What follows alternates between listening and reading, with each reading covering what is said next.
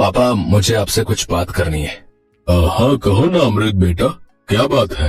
पापा वो उस दिन आपको याद है जब आप मेरे कॉलेज में आए थे? हाँ हाँ, तो पापा वो मेरे साथ एक लड़की थी जिसने आपके पैर छुए थे।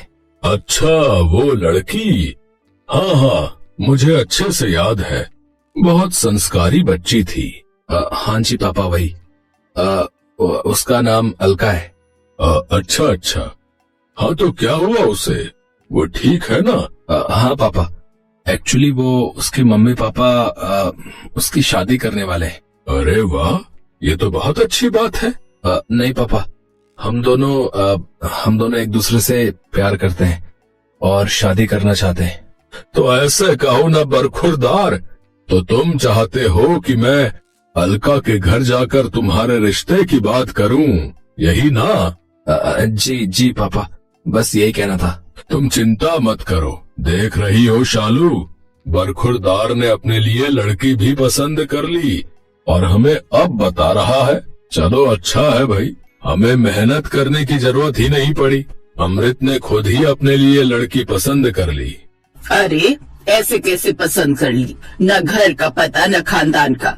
मैं भी चलूंगी आपके साथ उस लड़की के घर, और अगर मुझे सब ठीक लगा तभी बात आगे बढ़ेगी, कह देती हूँ। हाँ ठीक है बाबा, चलना तुम भी। और इस तरह अमृत के घर वालों ने अगले ही दिन अलका के घर जाने का फैसला कर लिया। पर समस्या ये थी कि अमृत जितने अमीर घर से था, अलका उतने ही गरीब घर से थी।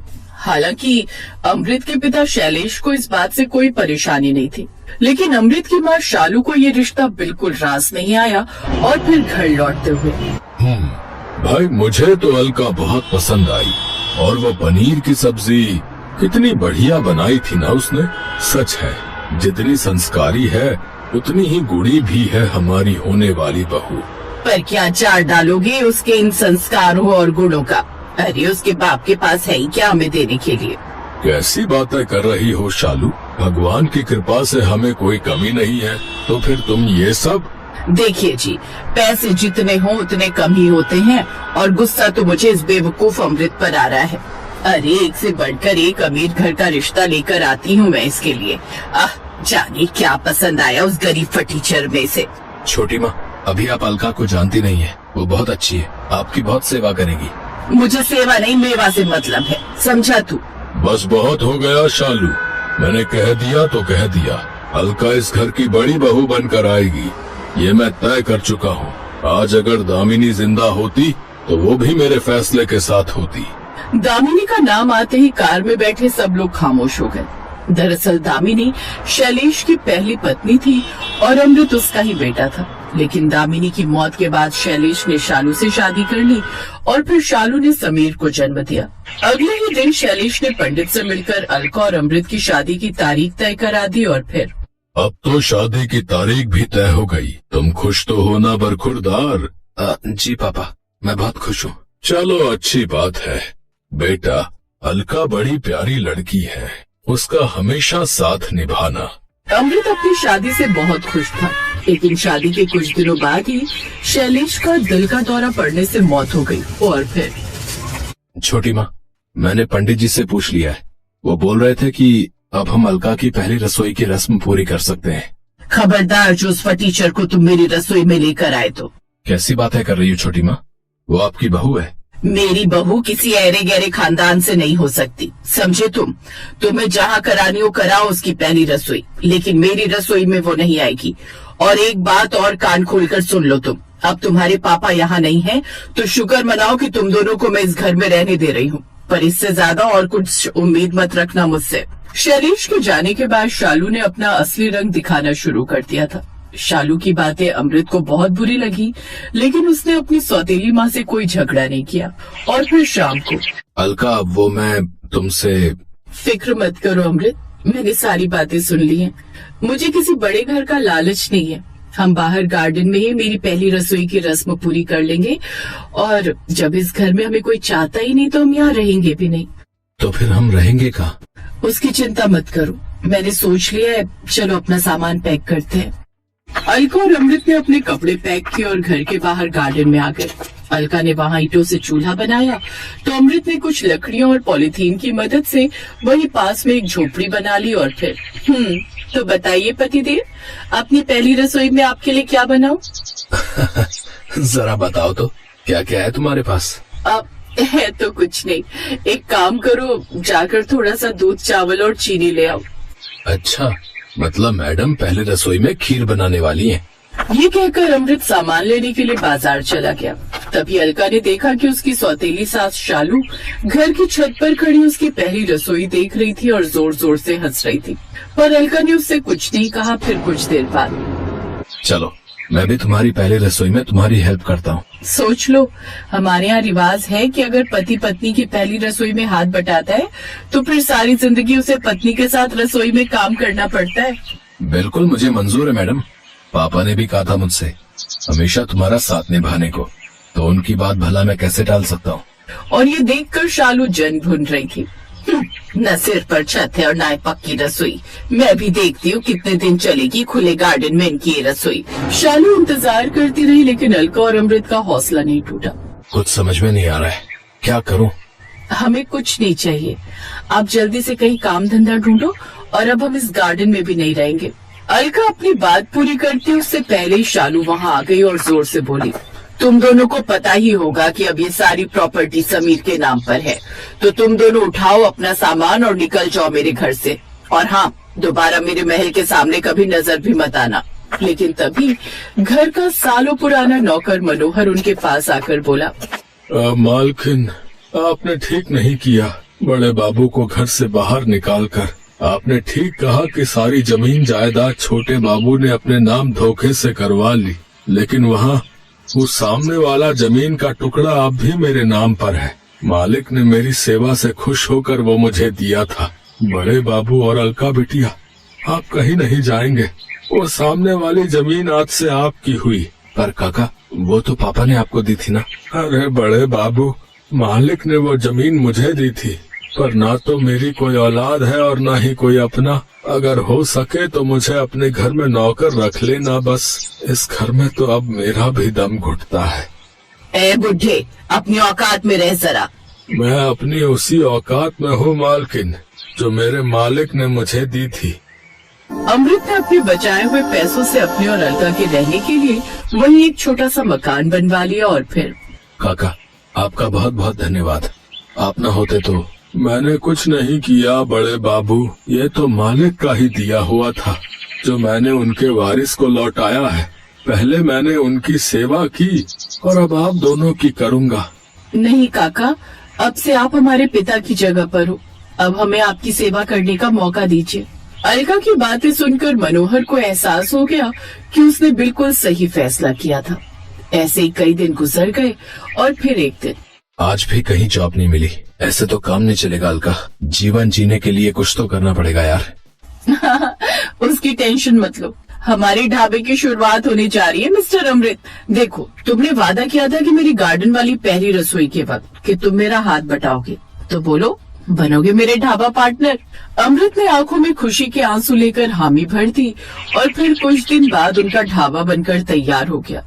अमृत, अलका और मनोहर तीनों जी जान से अपना ढाबा चलाने लगे।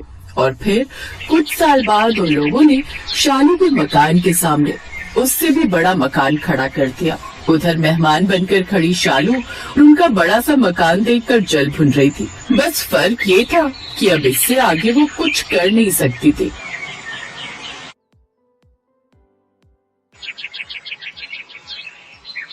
अब मैं आधे से ज्यादा उम्र की हो चुकी हूँ। अब न मुझसे ये घर के काम काज नहीं होते। न जाने कब तुम लोग शादी करोगे ताकि मुझे भी थोड़ा आराम मिले। अब मेरी ये बेटी तो कुछ करवाती नहीं। माँ, आप ऐसा करो, जल्दी से आलोक भैया के लिए लड़की ढूंढ दो, ताकि हमें भी भाभी के हाथों का बढ़िया बढ़िया पकवान खाने को मिले। हाँ, और आपकी शादी में मैं अपने लिए कई तरह के नए नए कपड़े भी बनवाऊंगी। क्यों भैया, आप तैयार हो ना इस शादी के लिए? अब सब इतना कह ही रहे हैं तो ठीक है, मैं शादी के लिए तैयार हूँ। माँ, आप लड़की देखना शुरू कीजिए। आलोक की रजामंदी मिलते ही उर्मिला उसके लिए लड़की तलाशने लगती है। फिर एक रोज उर्मिला को अमीर घर की लड़की संजना पसंद आ जाती है। ऐसी लड़की तो ढूंढने से भी नहीं मिलेगी। अमीर घराने की सुंदर, पढ़ी लिखी और ऊपर से खूब सारा दहेज लाने वाली। उर्मिला, तुम बहू ला रही हो। बहू तो ऐसी होनी चाहिए जो संस्कारी और घर को संभालने वाली हो। इससे आगे तो मैं क्या ही बोलूं। आप बिल्कुल मत घबराइए, वो लड़की संस्कारी भी है और अच्छे से हमारा घर भी संभाल लेगी। उधर दूसरी तरफ अर्जुन के ऑफिस में एक विदेशी लड़की ऐना आती है, जो अर्जुन से टकराती है और पहली नजर में ही अर्जुन को उससे प्यार हो जाता है। ओह गॉड, कितनी सुंदर है ये लड़की। माँ की छोटी बहू बनने लायक तो है ये, लेकिन इसे हिंदी तो आती नहीं होगी और माँ को अंग्रेजी नहीं आती। खैर अच्छा है, दोनों सास बहू में कभी झगड़ा ही नहीं होगा। अर्जुन ये सब मन में सोच ही रहा था कि तभी ऐना उससे बोलती है, ओह आई एम सॉरी, वो गलती से मेरा पैर फिसल गया। अरे वाह, विदेशी होकर तुम तो बड़ी अच्छी हिंदी बोल लेती हो। वो एक्चुअली मेरे पापा फॉरेन से थे और मेरी माँ इंडिया से, इसलिए मैं अच्छे से हिंदी बोलना जानती हूँ।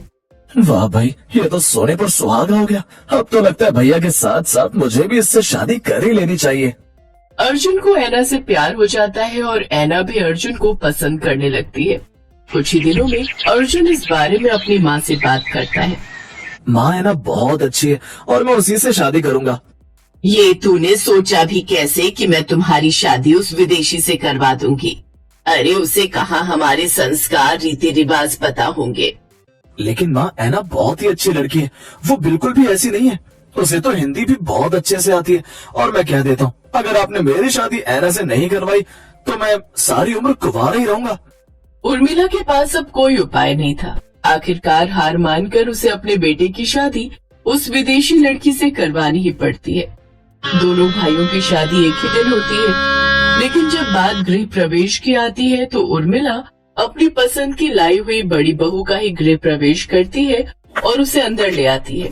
लेकिन बेचारी ऐना दरवाजे पर ही खड़ी रहती है। अंदर आओ ना छोटी भाभी, आप क्यों दरवाजे पर खड़ी हैं? ऐना अंदर आती है। ओह गॉड माँ जी, ये सब रस्में आखिर कब खत्म होंगी? मैं बहुत थक गई हूँ, मुझे कुछ देर आराम करना है अब। अरे नहीं बहू, ऐसी बात नहीं है, अब तुम आराम से जाकर अपने कमरे में आराम कर सकती हो। थैंक गॉड, कम से कम अब थोड़ी देर आराम करने को तो मिलेगा। वो तो आप लोगों का बस नहीं चलता, नहीं तो आप लोग तो मुझे हर वक्त रस्म रिवाज में ही उलझाए रखते। अपनी बड़ी बहू का ये बर्ताव उसकी सास को थोड़ा अटपटा लगा। जाओ रश्मि, अपनी बड़ी भाभी को अपने कमरे में ले जाओ और तू अर्जुन ले जा अपनी बीवी को यहाँ से। अर्जुन ऐना को लेकर कमरे में चला जाता है। मुझे माफ करना है ना, वो कह रहा अभी माँ को तुम्हें अपनाने में थोड़ा वक्त लगेगा। कोई बात नहीं अर्जुन, मैं समझ सकती हूँ। ऐना भले ही दिखने में विदेशी थी, लेकिन उसका दिल बिल्कुल हिंदुस्तानी था। वो अपने से बड़ों का आदर करना खूब अच्छे से जानती थी। अगले दिन देशी और विदेशी बहुओं की पहली रसोई होती है। वो दोनों ही सुबह तैयार होकर हॉल में आती है। मेरी प्यारी संजना बहू, आज तुम्हारी पहली रसोई की रस्म है और मैं चाहती हूँ कि तुम ऐसा कुछ बनाओ कि उसके स्वाद के आगे ये विदेशी बहू फीकी पड़ जाए। वैसे भी इसे कुछ खास तो बनाना आता होगा नहीं, तो फिर तुम ही अपनी पहली रसोई में छा जाओ। क्या कहा आपने?